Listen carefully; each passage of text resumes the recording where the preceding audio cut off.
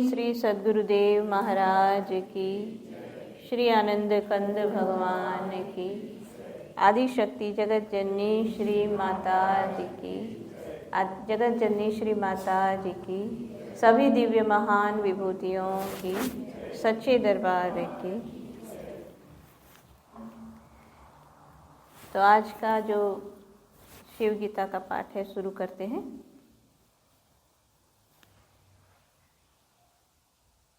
पिछले सप्ताह जब हमने शिव गीता सुनी उसमें इस बात को हमने सुना था कि भगवान शंकर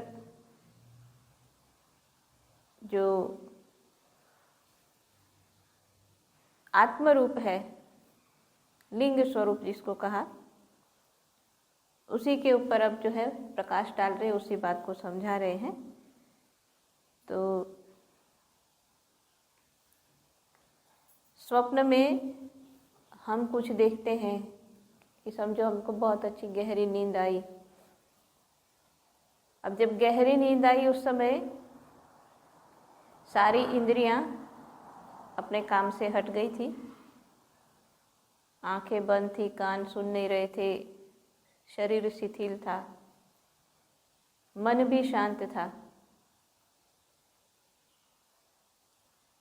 यानी जिन जिन वस्तुओं से, जिन जिन माध्यम से, वस्तु नहीं कहेंगे उसको, माध्यम कहेंगे, कि जिन जिन माध्यम से हम अनुभव करते हैं संसार का, हमारी इंद्रियां, हमारा मन, हमारी बुद्धि, गहरी नींद में वो सब शांत है। लेकिन जब नींद से जागे तो किसने अनुभव किया कि गहरी नींद आई?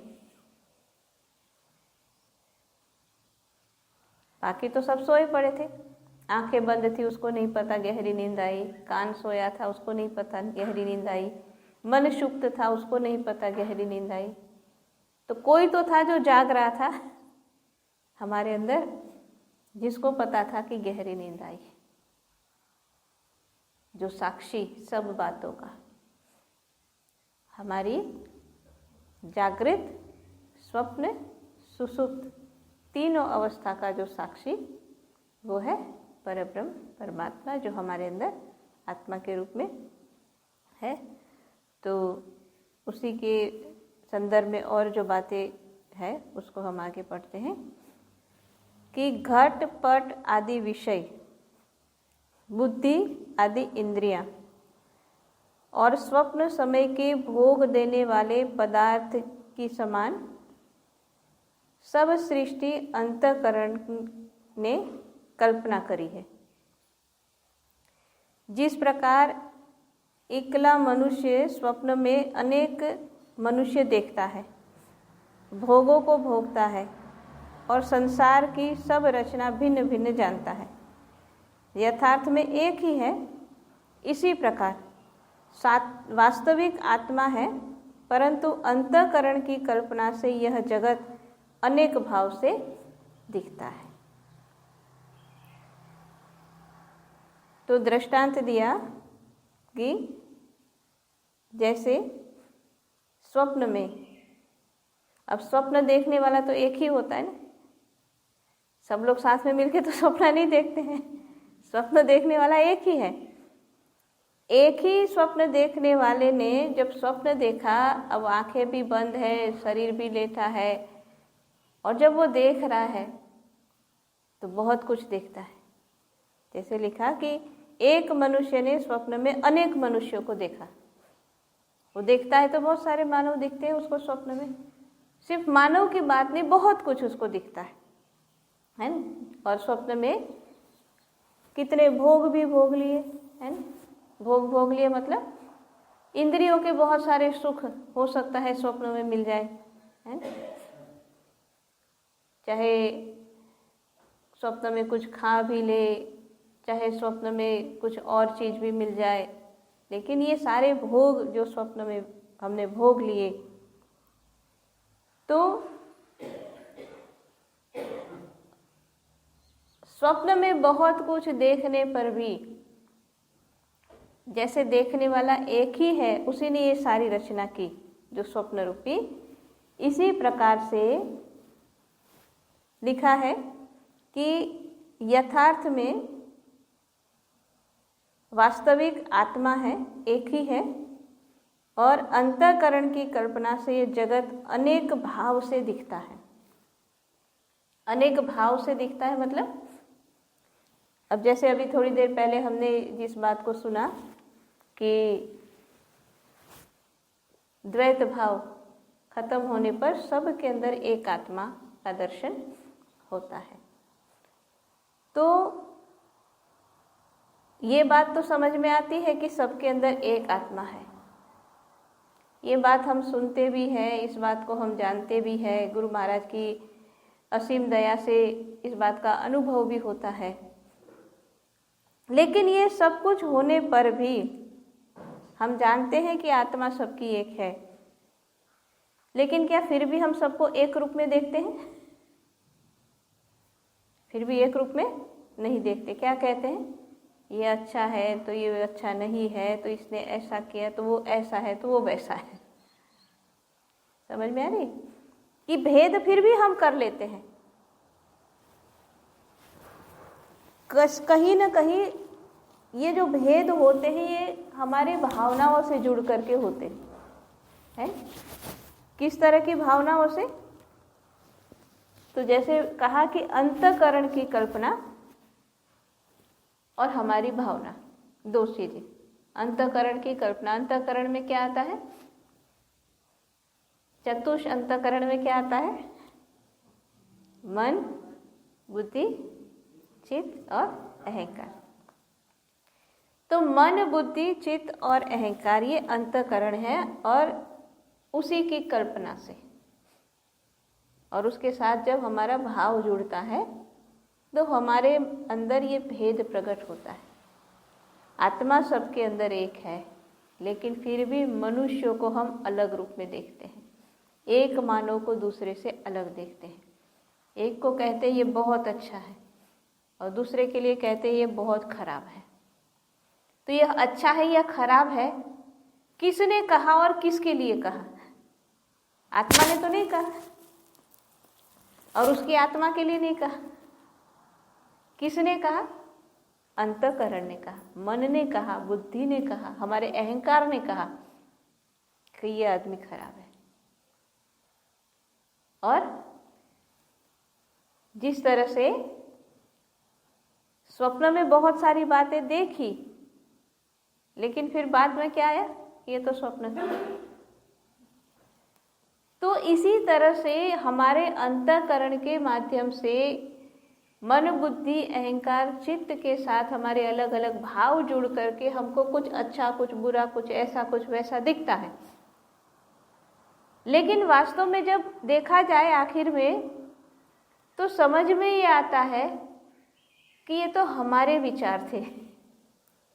बहुत बार होता है ना कि किसी व्यक्ति के लिए हमने कोई बात, हो सकता है किसी अलग भाव से हमने किसी व्यक्ति के लिए सोचा कि ये व्यक्ति ऐसा ही है, चाहे अच्छे के रूप में चाहे बुरे के रूप में, किसी रूप में उसको इस तरह से हमने सोच लिया कि नहीं ये अच्छा नहीं है। लेकिन इसी जीवन में फिर भी हमको अनुभव होता है कि कभी क्या होता है कि बाद में हम कहते हैं कि भाई ये मेरी गलती थी, मिसअंडरस्टैंडिंग दूर हो गई, नहीं वो व्यक्ति वैसा नहीं है। तो ये तो हमारे अंदर ये विचार का परिवर्तन हुआ ना।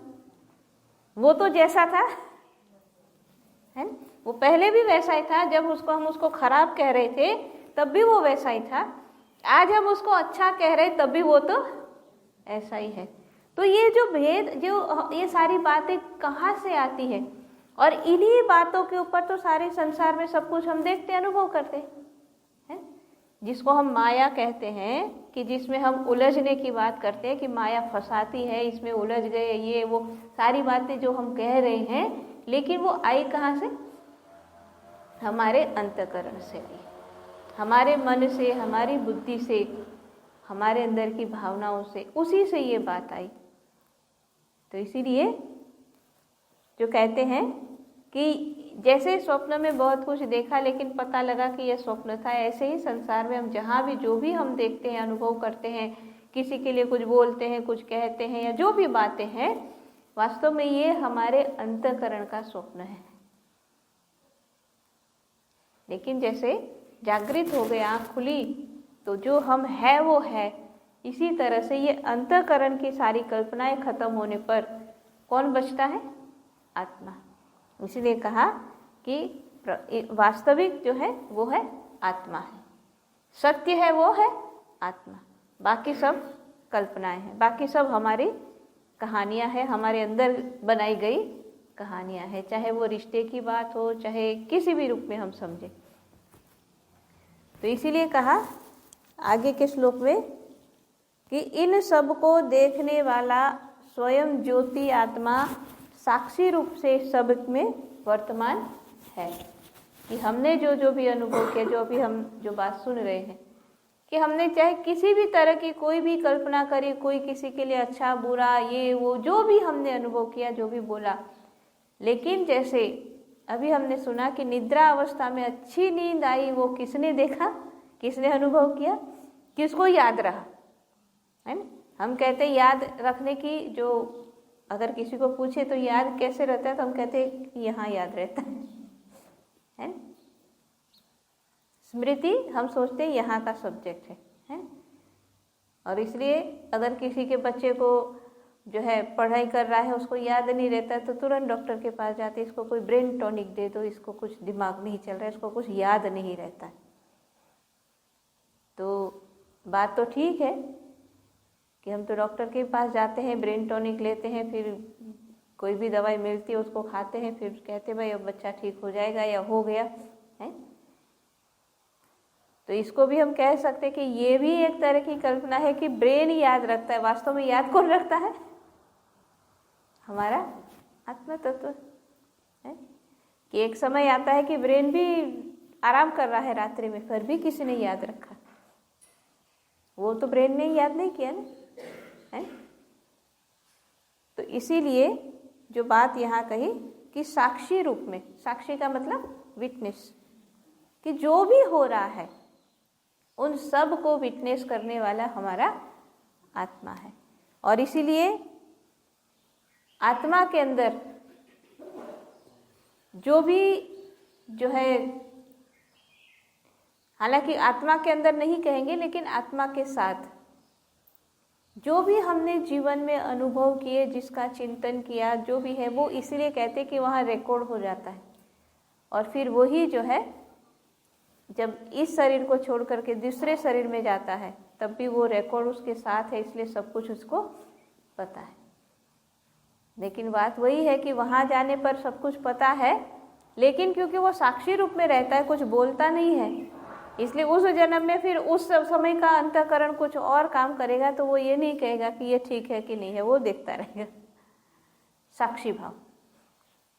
तो इस अवस्था में अंतःकरण आदि सर्व पदार्थों की वासना भावना से की हुई असत्य होने से वह वासना रूपी है, और परमात्मा उसी स्थान में वास्तव मात्र से साक्षी है।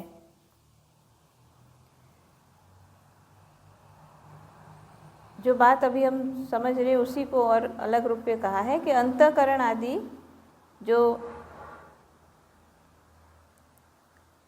सब पदार्थों की जो इच्छा या जो भी उसके लिए भावना अंदर में प्रकट हुई, वासना जो आई,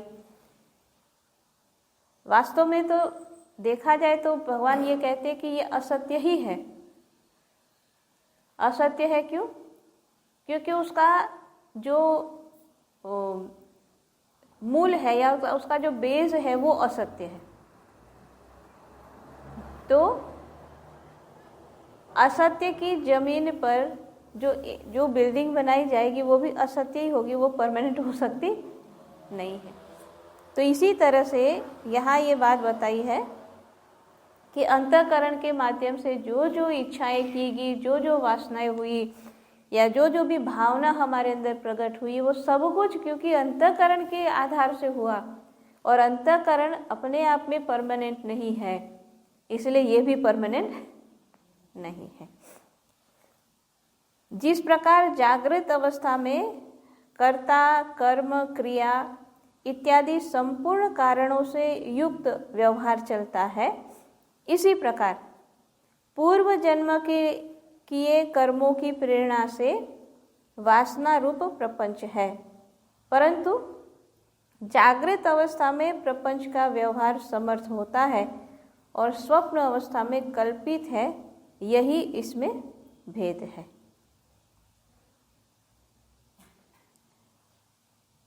जैसे जागृत अवस्था में कर्ता, कर्म और क्रिया, तीन बातें।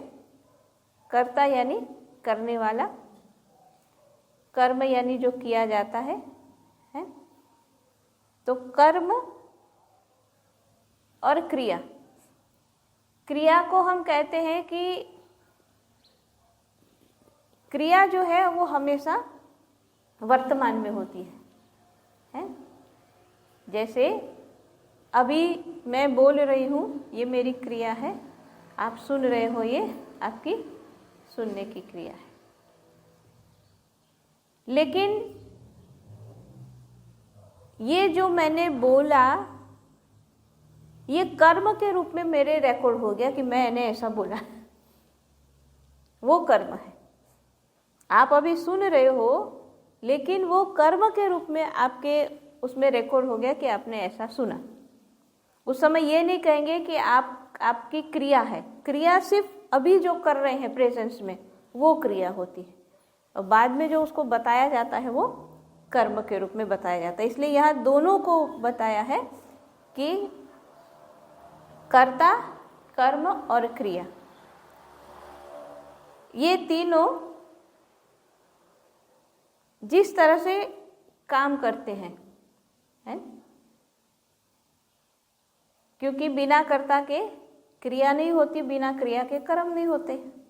तो कर्ता है, फिर क्रिया है, और उसके बाद उसका कर्म है। अब इसमें कर्ता के माध्यम से कर्म हुआ, उसके माध्यम से क्रिया हुई। लेकिन अब बात यह है कि जैसे अमुक व्यक्ति ने अमुक ही काम क्यों किया है, कि जैसे अगर कोई, समझो कि कोई मिस्टर एक्स है, तो अपने जीवन में जो जो काम वो कर रहा है, जो जो क्रियाएं हो रही है उसकी, उसने वो ही क्यों किया, कुछ और क्यों नहीं किया है? जैसे आप सब इतने यहाँ आकर के बैठे हैं अभी, तो हमारी क्रिया चल रही है सत्संग सुनने की, ठीक है। तो अब बात यह है कि आप यहाँ आकर के सत्संग ही क्यों सुन रहे हो, आप कहीं पार्टी में क्यों नहीं गए? आप कहीं सी साइड क्यों नहीं चले गए? आज इतना अच्छा दिन है, अब थोड़ी गर्मी भी शुरू हो गई है? ये तो बढ़िया मौसम है सी साइड का, कि चलो जाते हैं समुद्र में गोता लगा के आते, बहुत दिनों से नहीं गए हैं। आप समुद्र में गोता लगाने नहीं गए, आप कहीं घूमने नहीं गए, आप और किसी काम में नहीं गए, घर में बैठ के टीवी नहीं देखा, किसी के साथ गप लगाने नहीं गए, आप यहीं आकर के क्यों बैठे? तो ये तो समझ में आया कि आप कर्ता हो और आप क्रिया कर रहे हो आश्रम आकर के सत्संग सुनने की, लेकिन ये क्यों किया? तो उसके लिए कहा कि पूर्व जन्म के किए कर्मों की प्रेरणा से।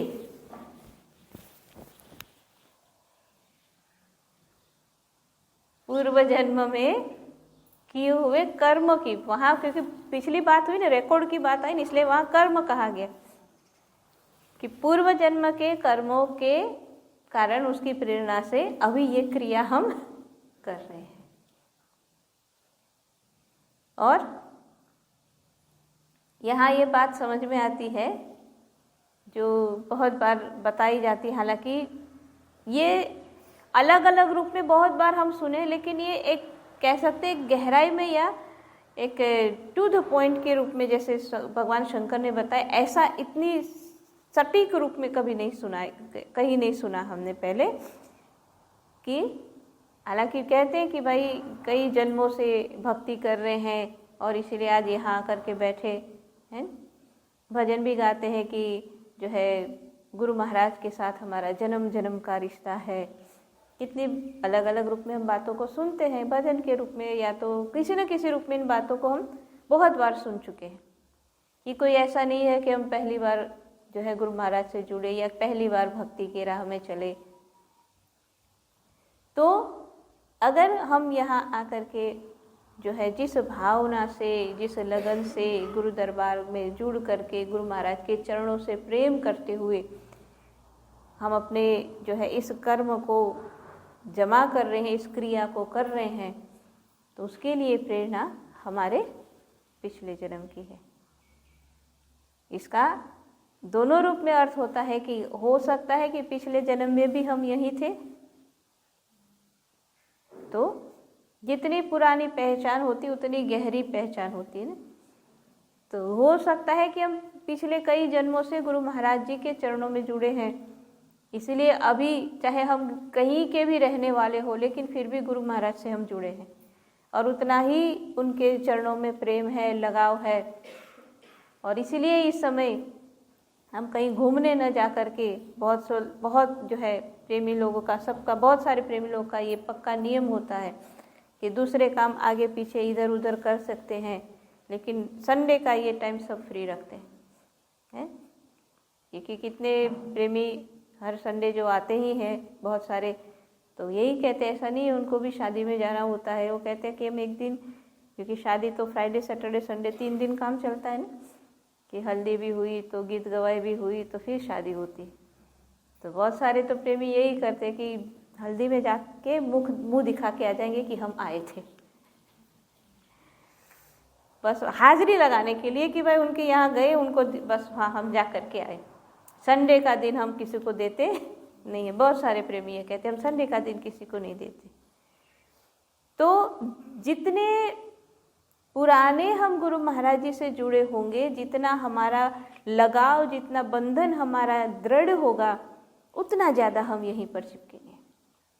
फिर उसको क्या होगा कि कितने काम होंगे, लेकिन ठीक है काम अपनी जगह है, लेकिन ये समय तो गुरु महाराज जी के लिए है।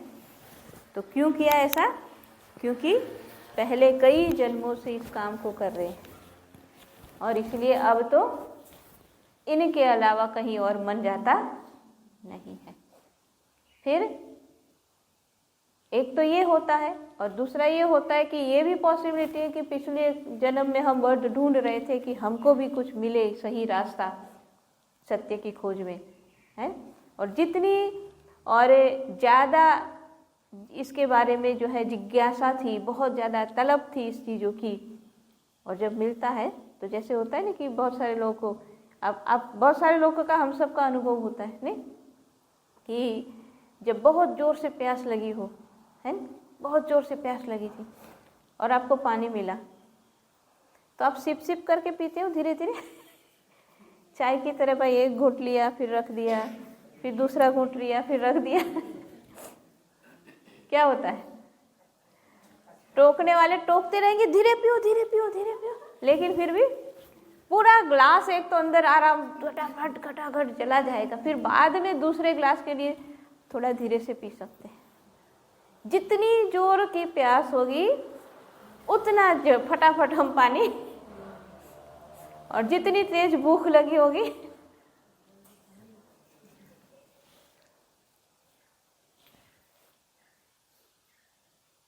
इसलिए क्या होगा, जितनी तेज भूख लगी होगी खा लेंगे, फिर थोड़ा पेट में जाएगा ना अंदर, फिर किसी को अरे तुमने नहीं खाया तुम भी खा लो दूसरा बाद में दिखेगा। तो जिसके अंदर जितनी ज़्यादा जिज्ञासा होगी पहले, तो वो अब जो है उतनी ही दृढ़ता से जो है गुरु महाराज के चरणों में जुड़ा रहेगा, है। तो दोनों ही रूप में अगर हम यहाँ आज बैठे हैं, इसका सीधा सा मतलब है कि पहले जन्मों में हमने जो भी चाहे भक्ति की चाहे जिज्ञासा की, उसका ये फल है कि हम यहाँ पर आकर के बैठे हैं। आज हमारा गुरु महाराज के चरणों में इतना लगाव, इतना प्रेम है कि उनके लिए हम दूसरी चीज़ों को छोड़ने को तैयार होते। गुरु महाराज का जो समय है उसको हम कहीं देना चाहते नहीं हैं। तो इसलिए भगवान ये कहते हैं कि जो व्यक्ति जिस तरह का कर्म आज अभी इस समय कर रहा है उसके पीछे कहीं न कहीं उसके पहले के जन्मों की प्रेरणा होती है। अब पहले के जन्मों की प्रेरणा मतलब ये नहीं कि भाई हम जो भी करें सब कुछ हमारे पहले के जन्मों के कारण। अगर कोई गलत काम करता है और कोई भक्ति के राह पर चला है, अब बात तो ये है कि अगर कोई गलत काम कर रहा है तो पहले जन्म में सोचा तो नहीं होगा कि अब तो मैं गलत ही करूँगा, बहुत अच्छा बन के जी लिया, ऐसा तो नहीं सोचा होगा, है? तो पहले की जन्मों की प्रेरणा जो है, पूर्व जन्मों की जो प्रेरणा होती है, उस प्रेरणा के जो कह सकते उस जो तार है प्रेरणा के, जब तक हम उससे जुड़ेंगे नहीं तब तक वो काम नहीं होता है? इसलिए आगे कहते हैं कि जागृत अवस्था में प्रपंच का व्यवहार समर्थ होता है, स्वप्न अवस्था में कल्पित है, यही इसमें भेद है। जागृत अवस्था में जो कुछ भी मतलब जिस समय हमारी इंद्रियां जागृत है, जिस समय हमारी बुद्धि जागृत है, हमारा मन जगा हुआ है, जिस समय हम अंतःकरण के प्रेरणा से जब कोई काम करते हैं, तो अंतःकरण की प्रेरणा से जब जो काम किया जाता है वो व्यवहार हमारा समर्थ होता है, मतलब वो हमारा गिनती में आता है, वो कर्म हमारा गिनती में आता है। और स्वप्न में जो किया वो सारी कल्पना थी। स्वप्न में अगर किसी ने किसी को थप्पड़ मार दी, ठीक है, तो जब आँख खुलेगी तो जिसको थप्पड़ मारेगी उसको तो पता भी नहीं होगा। उसको अगर वो खुद ना कहे कि भाई स्वप्न देखा मैंने तो तेरे को खूब पीटा स्वप्न में, तब तक उसको पता भी नहीं लगेगा, है? तो इसीलिए स्वप्न में देखा बहुत कुछ, लेकिन उसका कोई हिसाब नहीं, उसकी कोई गिनती नहीं है। लेकिन जागृत अवस्था में मारे तो थप्पड़ तो बाद का तो पता नहीं, उसी समय वो हिसाब हो जाएगा। इसलिए कहते हैं कि ये जो है समर्थ है, समर्थ मतलब जो करने की क्षमता वाला है, ये कर्म बहुत कुछ कर सकता है। जो जागृत अवस्था में हमें किया वो स्वप्न में किया उसका कोई हिसाब नहीं। आगे लिखा है कि संपूर्ण बुद्धि वृत्ति का साक्षी आत्मा स्वयं ही प्रकाश करता है। उस साक्षी का जो वासना मात्र साक्षीपना है उसे स्वप्न कहते हैं। अब स्वप्न क्या है उसकी भी व्याख्या बताई कि हमारी बुद्धि और हमारी वृत्ति, इन दोनों का साक्षी आत्मा है। आत्मा स्वयं ही प्रकाश करता है। आत्मा प्रकाश रूप है। जैसे इसमें पहले हमने सुना जो बात भगवान ने कही कि आत्मा प्रकाश रूप है, स्वयं ज्योति, जो शब्द यहाँ इसमें प्रयोग किया स्वयं ज्योति है, प्रकाश है उसमें। तो बात दोनों रूप से समझाई जा रही है कि उसका स्वरूप तो प्रकाश है, स्वयं प्रकाश रूप है, लेकिन आगे जो यहाँ बताया कि आत्मा स्वयं ही प्रकाश करता है, स्वयं ही प्रकाश करता है। मतलब जो इस बात को दो अलग अलग एंगल से, दो अलग अलग रूप में समझा जाता है कि पहली बात स्वयं प्रकाश करता है का मतलब जैसे हम जो रामचरितमानस की चौपाई पढ़ते हैं, सुनते हैं बहुत बार, और उस चौपाई में जो लिखते बताया जाता है कि नहीं चाहिए कुछ दिया घृत बाती, कि उस स्वयं प्रकाश है, मतलब उसका खुद का प्रकाश है, वो कहीं से मिलता नहीं है। तो एक तो इस रूप में है कि स्वयं ही प्रकाश करता है, मतलब स्वयं का प्रकाश है, उसको किसी और से प्रकाश के लिए जो है किसी और पर डिपेंड नहीं रहना पड़ता, उसका स्वयं का प्रकाश है और स्वयं ही प्रकाशित होता है।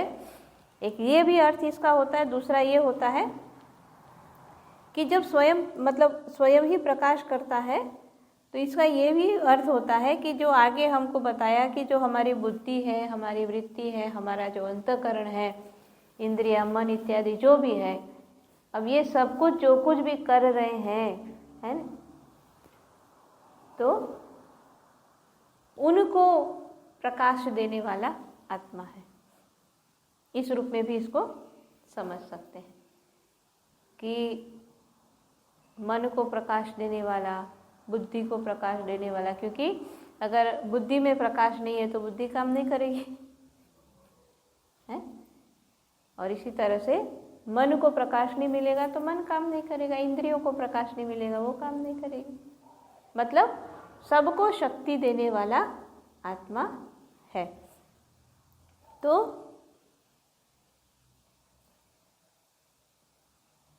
उस साक्षी का जो वासना मात्र साक्षीपना है,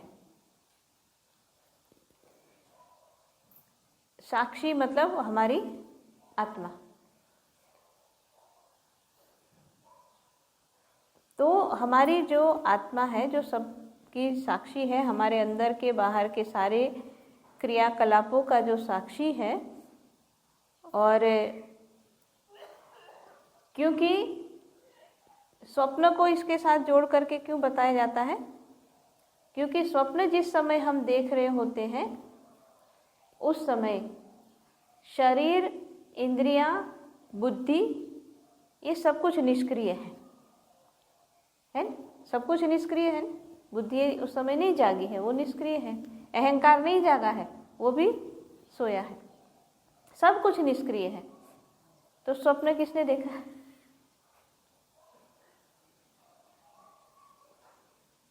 है ना, आंखें तो बंद है, बुद्धि तो सोई है, सब कुछ निष्क्रिय है, तो स्वप्न किसने देखा?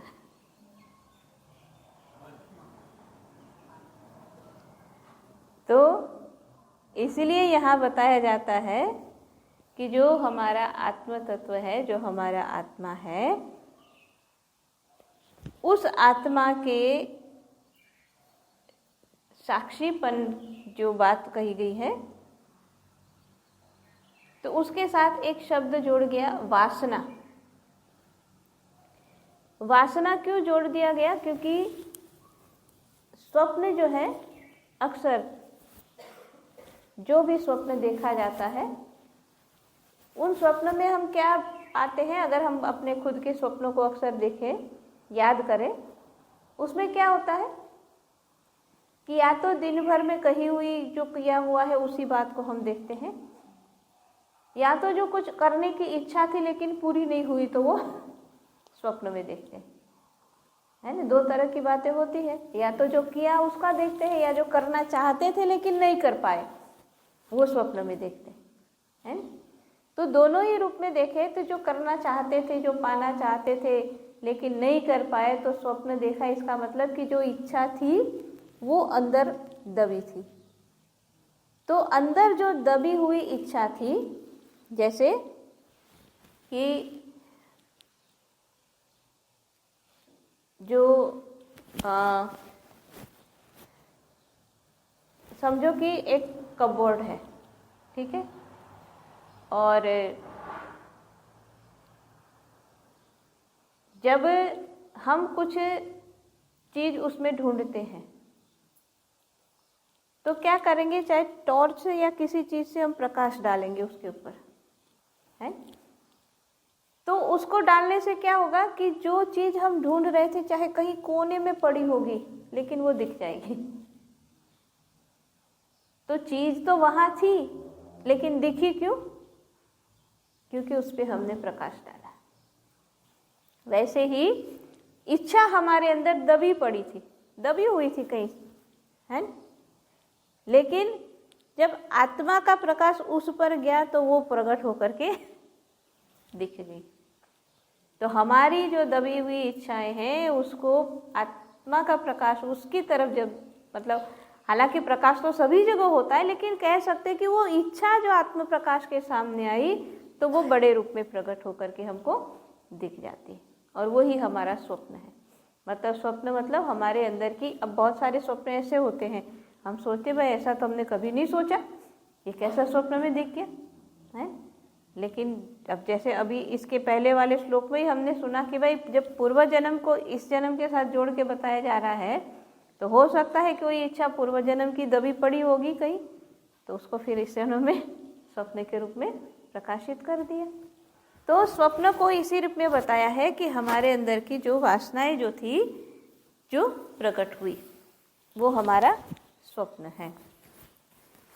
आगे का पढ़ते हैं कि बाल्य अवस्था में जागृत में जो कर्म क्रीड़ा इत्यादि किए गए और उस समय उसी की वासना हृदय में प्रबल रहती है और इसी कारण वे ही स्वप्न दिखते हैं। कि जैसे बचपन में जो हम खेलते थे या जो जो भी, अब बचपन में सबका अपना अपना अनुभव है कैसे कैसे बचपन बिताया है, लेकिन सीधी सी बातें समझने के लिए अगर कोई बच्चा स्वप्न देखेगा तो ये स्वप्न तो उसका नहीं होगा कि मैं जो है बहुत बड़ी लॉटरी लगी। बच्चे का स्वप्न क्या होगा, मुझे ये खिलौना मिल गया। पढ़ाई करने वाले का स्वप्न क्या होगा, मैं पहले नंबर से पास हो गया। उसी जो एज है उसकी, जो काम कर्म उसके हैं उसी के रिलेटेड तो स्वप्न देखेगा है। और जैसे बड़े हो गए, अब कोई जो है यूनिवर्सिटी पढ़ाई हो गई, अब जो है जॉब के लिए जगह जगह और एप्लीकेशन कर रहा है, अगर वो स्वप्न देखेगा तो वो क्या स्वप्न देखेगा कि मुझे एडमिशन मिल गया, ऐसा देखेगा यूनिवर्सिटी में एडमिशन मिल गया। उसका स्वप्न वैसा नहीं होगा, उसका क्या होगा, बहुत अच्छी जॉब मिल गई। नहीं तो इससे क्या समझ में आता है कि क्या स्वप्न देखते हैं हम, जो अंदर में भरा पड़ा है वही बाहर स्वप्न के रूप में प्रकट होता है। तो आगे वही बात स्वप्न की और आगे बता रहे हैं कि तरुण अवस्था में इंद्रिय अपने व्यापार में कुशल हो जाती है और यह प्राणी अनेक व्यापार में व्यग्र हो जाता है। अध्ययन, कृषि, व्यापार आदि की वासना हृदय में अत्यंत दृढ़ हो जाती है, इसी कारण वैसा ही स्वप्न दिखता है ना। बचपन में खिलौने के स्वप्न देखे, अब बड़े हो गए पढ़ रहे हैं तो अध्ययन कर रहा है तो अध्ययन से रिलेटेड, पढ़ाई से रिलेटेड स्वप्न देखेंगे। अगर कोई बिजनेस कर रहा है तो बिजनेस रिलेटेड स्वप्न देखेगा है। कभी ऐसा तो नहीं होता कोई बिजनेसमैन जो बहुत कहीं पर उसका अपना बिजनेस की डील होने वाली थी या कहीं और व्यापार वो फैलाने वाला था, वो तो कभी ऐसा स्वप्न नहीं देखेगा कि मैं 10वीं में पास हो गया। बिजनेसमैन ऐसा नहीं देखेगा, क्यों? क्योंकि उसके जो अभी चल रहा है उसके जीवन में वही इच्छाएं दबी होगी, वही स्वप्न के रूप में दिखेगी। और जो वृद्ध अवस्था में परलोक जाने के निमित्त दान धर्म ऐसे उत्तम कर्म करते हैं, उनके हृदय में यह वासना दृढ़ हो जाती है, तो प्रायः यह भी इसी प्रकार के स्वप्न देखा करते हैं कि हमने दान किया और हमें इस लोक की प्राप्ति हो गई। मतलब सबको अपनी अपनी उम्र के हिसाब से स्वप्न दिखते हैं। जिस प्रकार से शयन पक्षी आकाश में भ्रमण करते करते जब थक जाता है तब विश्राम का और कोई उपाय नहीं देखकर निज पंखों को सिकुड़कर अपने घोंसले में विश्राम लेता है, इसी प्रकार जागृत और स्वप्न अवस्थाओं में विचरने से जब आत्मा श्रांत होता है तब संपूर्ण इंद्रियों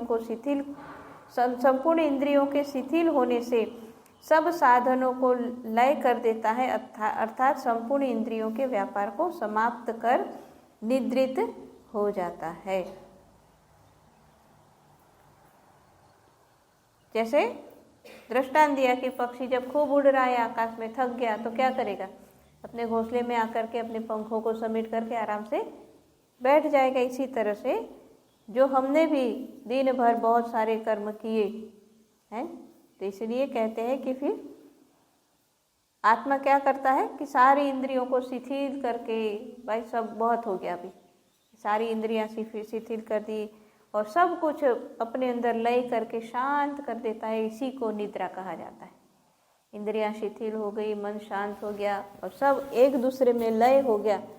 सिर्फ आत्म तत्व सिर्फ साक्षी रूप में है, बाकी सब अपना एक दूसरे में जो है शिथिल होकर के पड़े हैं, उसी को निद्रा कहा जाता है। और ऐसा निद्रा की अवस्था हर एक मनुष्य को रोज ज़रूरत होती है, जिससे इंद्रियों को थोड़ा आराम मिलता है, मन को आराम मिलता है और साथ ही साथ आत्म तत्व भी स्थिर हो जाता है। ठीक है, तो इससे आगे की जो बातें हैं अगली बार सुनेंगे। अभी यहीं पर हम विराम देते हैं। बोलिए श्री सद्गुरुदेव महाराज की, श्री आनंद कंद भगवान की, आदि शक्ति जगत जननी श्री माता जी।